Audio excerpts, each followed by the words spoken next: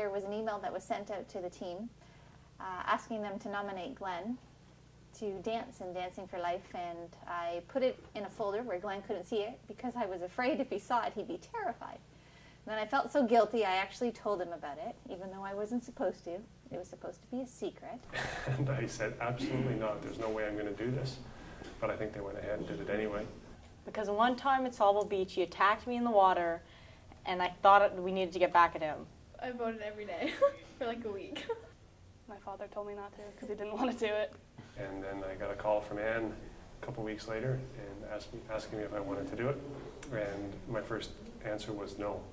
I didn't want to. I'm terrified. The idea of dancing in front of people has always scared me.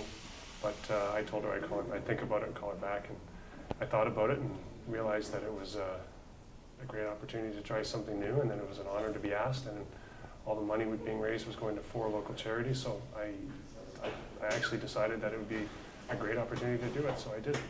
So when Ann Milne actually phoned and asked him to do the show, I was very, very shocked when he agreed to do it. Well, when he got the call and he said he'd call them back to let them know, I didn't actually think he was going to, but when he did, I was pretty surprised. It's not really his thing. Glenn doesn't dance.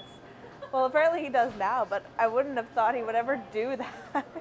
Glenn Wilson, being the tall giant he is, yeah, don't see him being a dancer. I couldn't have been more surprised. Glenn has a bit of a shy side to him and is more involved in sports. So the fact that he was going to get on stage and dance, I wasn't quite sure that was going to work out for him in the beginning, although I did think it was a really good idea. I don't know. Was it when he nominated him, we expected him to get picked because we know that everybody loves Glenn and he's on the radio in the morning. Everyone would want him to do it. I was truly amazed to think that a long drink of water like that would get up on the stage and dance. I thought it was hilarious. I didn't think that his big head could actually dance around. My niece Vicky is very much into drama and musicals and is very talented. And I was keeping it a surprise, a secret. I wasn't supposed to tell anyone what kind of dance I was doing. And then Bronwyn, our daughter Bronwyn, blabbed to Vicky to say that I was doing a Charleston. So Vicky came to work because she works for us at Joe Tomatoes, and she said, I heard that you're doing a Charleston. I know how to do a Charleston.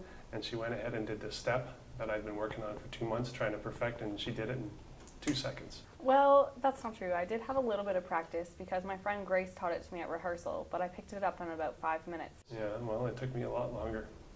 I figured out I can finally call him Twinkle Toes for all the times he called me bowl cut. I suppose that's fair. I mean, I don't know how many years he's called me Spicklehead. Yeah, this is probably great revenge for a lot of people. Just the fact that so many people that I know are coming out to watch tomorrow night. Oh yeah.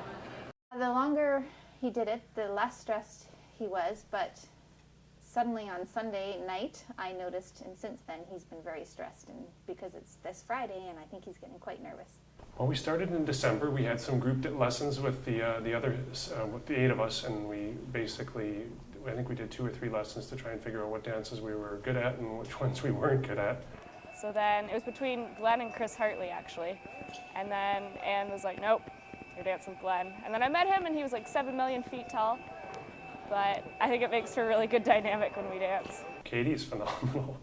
She's the dance that we're doing is it's very much suited to her personality and actually to mine as well, because it's kind of a silly, well, it's an older dance. It's a Charleston, but we made it into kind of a bit of a silly dance because there's such a difference in our height levels. To be honest with you, I haven't seen him dance in a while, but when he first started, he was, well, very much a beginner, and then when I saw him a couple of months later, he was actually doing really well, and I was very impressed. And then when we started, I started one-on-one lessons, I think in January, February, and it was but once a week for 4 or 5 months, and then there was the 1 week that Katie came back from school, and she was back for reading week, and I got to dance with her for, I think, 4 or 5 days in a row. Yeah, actually, I think we probably had the least amount of practice because we met reading week, and then I went back to school, and then I saw him again in May, and then we rehearsed a lot in May, so I think he did a lot on his own, but I think we're really ready. I think I know the dance, if that's what you mean. Do I feel confident that I'm not going to screw up? Not entirely, no, but I'm looking forward to it. I will worry about him, and if he messes up or gets too scared and he can't do it or whatever might could possibly happen, I would really worry for him. But yes, I'm excited too to see it because I think it's going to be an awesome show. I'm just kind of excited to see what his costume's going to be for this too. Oh, I think he'll do fantastic. I think he'll have the crowd on his side. The crowd always kind of cheers for the underdog, and everybody knows that Glenn's really into sports. So participating in some function like this, where he's totally out of his element, I think he'll just be fantastic. He's put a lot of hours into it. I'm really excited to see Glenn dance, and I loved his dancing shoes that I saw in the car.